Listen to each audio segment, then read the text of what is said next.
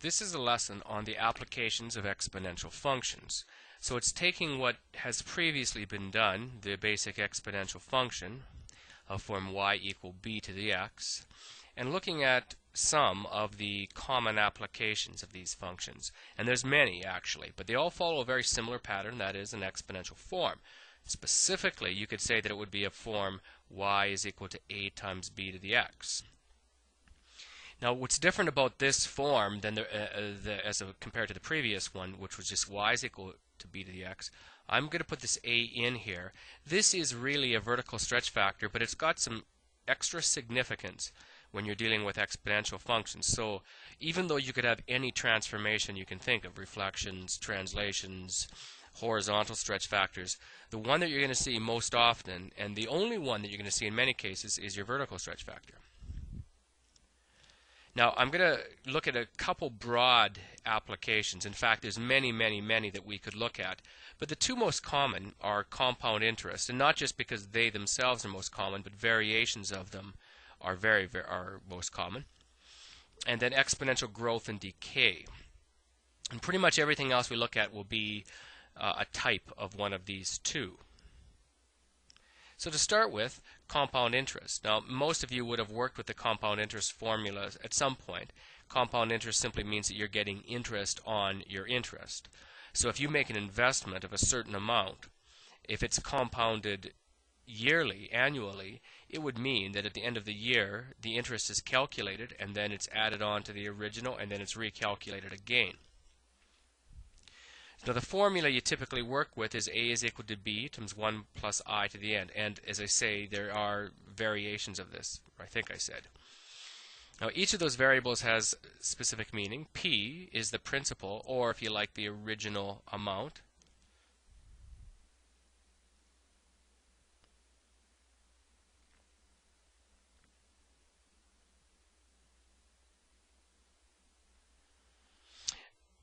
A is the future amount, so what's the value of the investment after a specific time period?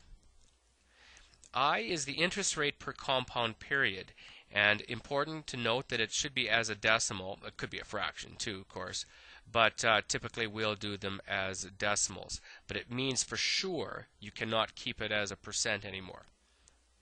So it has to be divided by 100.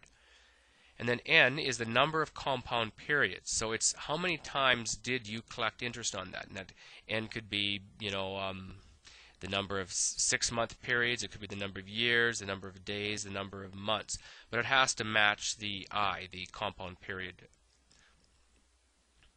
And what I would like to draw your attention to, besides all that, is the fact that this really is a form y is equal to a times b to the x, where y is the future amount. The principal, the original amount, is the a, the vertical stretch factor. And the 1 plus I is just your b value. Now your x, of course, would be your n. And every application you look at will be one form of this. And if you were to graph it, which you will on occasion do, it would mean that the y is going to be your a, your amount.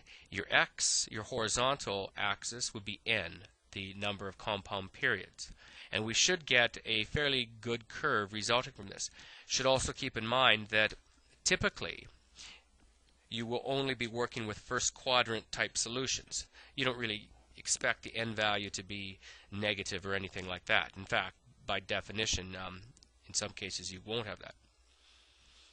So let's do an example or two. We have John Brown investing $300 in an account paying 6% interest compounded annually. And what is his money worth in 4 years? Now, 4A would indicate 4 years. 6% per annum is telling us what the annual rate is.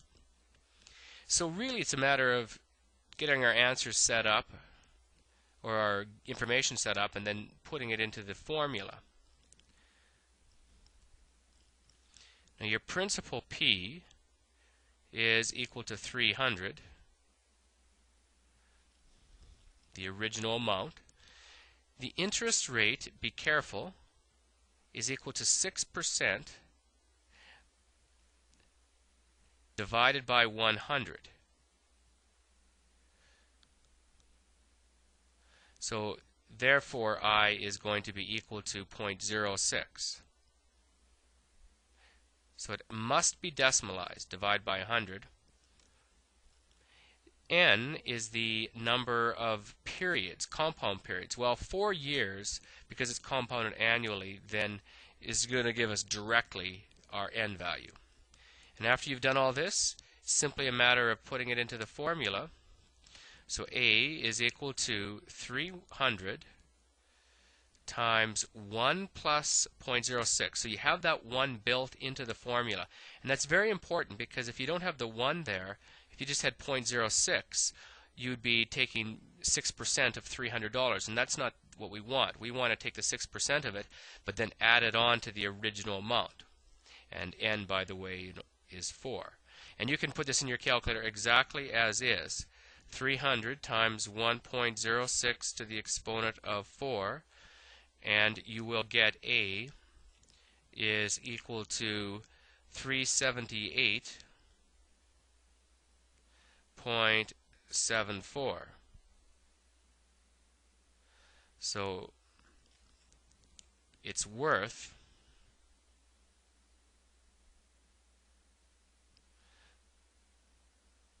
$378.74.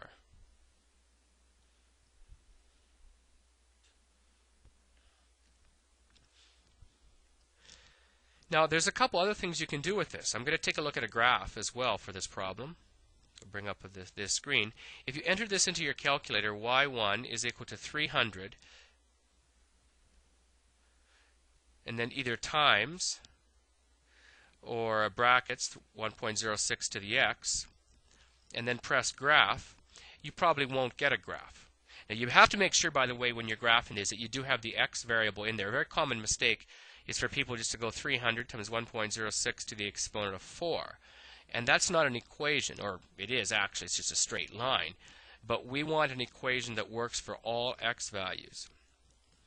So to make this graph show up, you do need to change your window settings manually. And this is the common notation for window settings. You use these brackets. And this -1, now remember that as you've seen from trig, you've got lots of choices. So there's no absolute right. But I want to make sure that I have, because x stands for the years, I want to make sure that I've got enough values so I can see the entire graph. So the minimum, I'm going -1. I always like to have a negative for my minimum so that I can see the y-axis. The maximum is 10. We're only going up for 4 years, so 10's adequate. And the x scale, I'm just going to go 1. And then for the y, this matters quite a bit because you're starting at $300, and so that means that we have to make sure that we go up large enough for that. So I'm setting my minimum at -10, my maximum at 500, and then the y scale to be 100, although it isn't necessary to do that. And if you graph it now, you will get something like this. On your calculator, it'll probably be a slightly steeper curve. It is on mine too. It's just that I use a different program for the one that you're seeing. So depending on what your window settings are, it'll look very not steep. It's still going to be a shallow graph, but it might look a little curvier than what I've got. Mine almost looks linear, but it doesn't really matter. In any case, because the base is 1.06, because that's close to 1, it is going to be a very flat type of curve. And don't forget that that principal, that $300, is your y-intercept. And that makes sense because at time is equal to 0, at the start of the investment, the value of A is $300. So we would expect that. Now, if you wanted to use your calculator to solve this, and some people do, although it's not that it's any easier, but what they do is they, and you've seen this before with trig and probably before that, you use your trace key. So you press trace and then you press the x value, which in this case is 4. And it should read it as x equal 4. That's when you press enter, it will go x equal 4, which is what we want. And it's telling you, or it's telling the calculator, to get the y value when x is 4, and it will give you this number that we already saw, 378.74. So it's another choice. if you know the x value and you're trying to find the y value, your calculator does a really good job of it. Type of thing you can do. Now here's another one. Let's do a few more examples. Find the value of $625 in 5 years if invested at 9% per annum compounded semi-annually. Now, you don't get too many of these in 30 pure, but every once in a while you'll see a change to the compound period, so you have to be aware of it. The principal is still $625.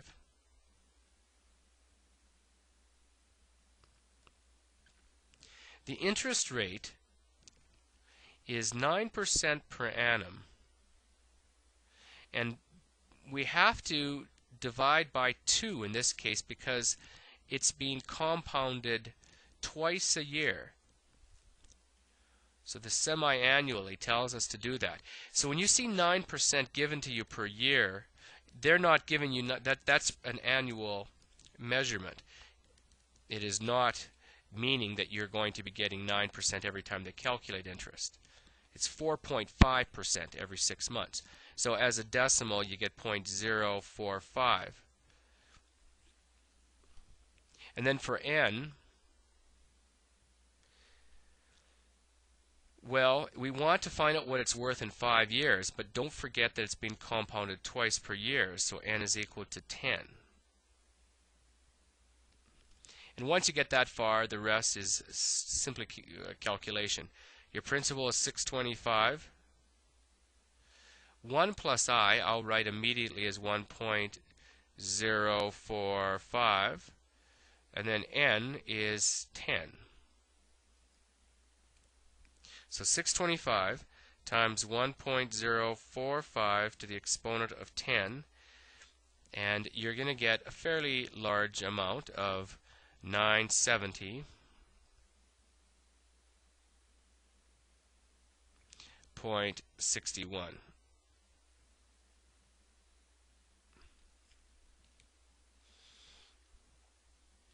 I won't write out a sentence following that. That would be the answer, though.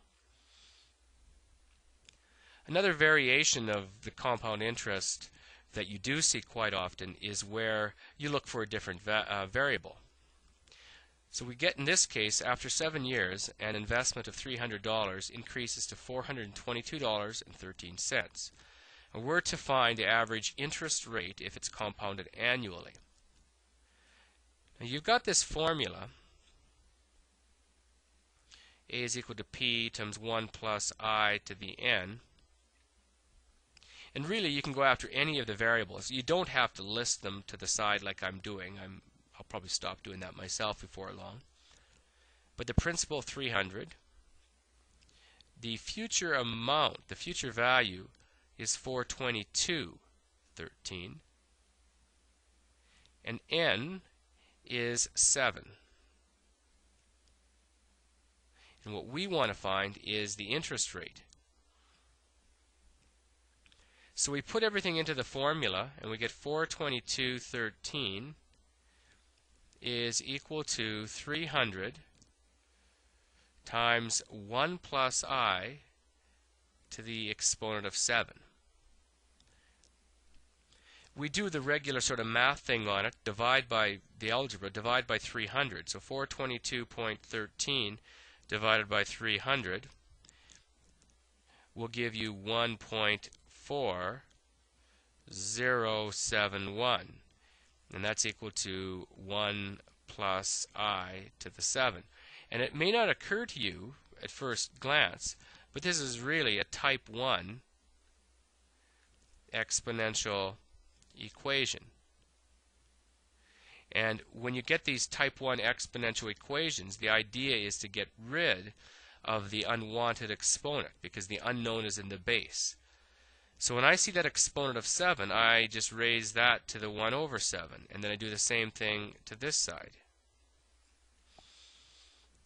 So on my calculator, make sure that you put a bracket around that, but go 1.4071, which you probably got in your calculator, to the exponent of 1 divided by 7 in brackets. And you'll then get 1.045 499 is equal to 1 plus I. The rest is just mopping this one up. You subtract 1 away from both sides, and I is equal to 0.0499. And if you take a look at the question, it's asking for the average interest rate.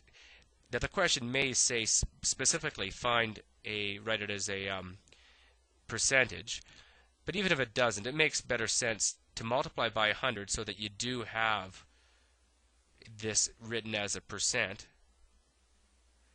And we do want to the nearest tenth, so that's going to be 5.0% is the average annual rate.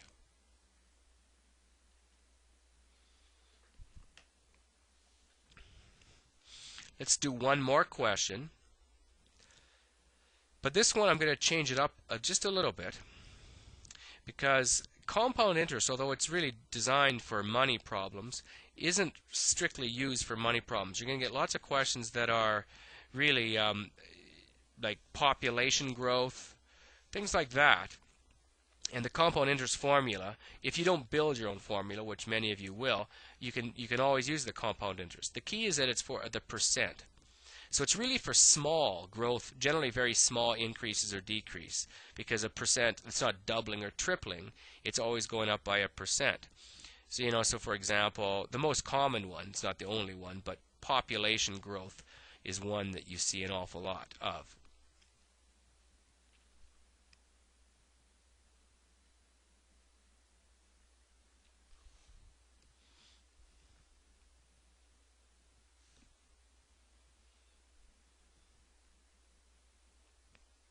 So let's see what we can do with this. For example, the population of a town increases by 7% per year, compounded annually. Okay? If the current population is 15,000, find its population in 12 years. Well, you can go right into this formula. This might as well be about money. So the future amount, whatever variable you use, is equal to the original amount, which is 15,000, multiplied by 1.07, 7% per year. I'm not writing any of this one out, but decimalized, and then to the exponent of 12. So this is going to be pushed right through. 15,000 times 1.07 to the exponent of 12. And you're getting this town is growing quite a bit. So you're going to end up with 33,782.87. Now this you got to be careful on how you word these ones, but it makes sense to me to round to the nearest person. So the population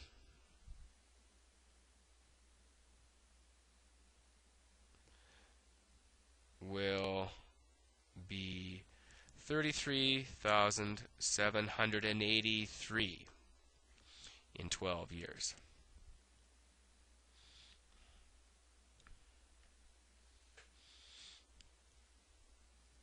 Let's try another one. Same thing, this is part B, 3 years ago. Now this is kind of a specialty question. And if we're assuming that that growth rate has maintained itself, we can still use this formula. In fact, we can use it a couple ways. Some of you instinctively would do it a different way that will be correct. I'm going to use this one still using the principal as 15,000. Some of you might treat that as the future amount and solve for the principal. Fine too. But the only thing I'm going to do with this, because n is 3 years ago, I'll just have my exponent as -3. And then goes right through. 15,000 times 1.07 to the exponent of -3. So A is equal to 12,244.468. So the population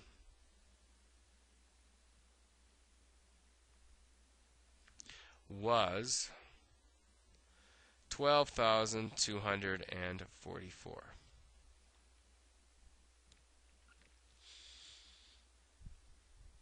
The next lesson will include examples of exponential growth and decay, and then a few things that we'll mix up together before we get on to logarithms.